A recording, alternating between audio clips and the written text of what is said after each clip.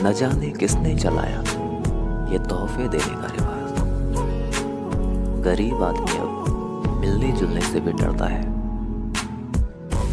यूं अकड़ कर तो मिल ही जाएगी सलामी तुम्हें, पर दुआ के लिए तुम्हें सर झुकाना ही पड़ेगा।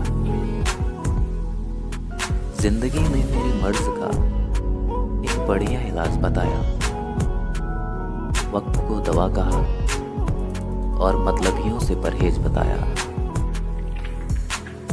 खामोशी से भी बड़े नेक काम होते हैं, मैंने देखा है पेड़ को छांव देते हुए।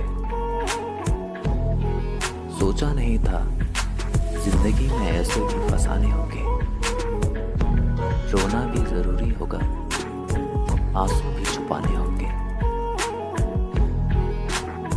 एक उसूल पर गुजारी है जिंदगी मैंने, जिसको भी अपना माना उसको कभी परखा नहीं। अब तो रविवार में भी कुछ मिलावट सी हो गई है कि छुट्टी दिखाई तो पड़ती है मगर सुकून के पल नजर नहीं आते।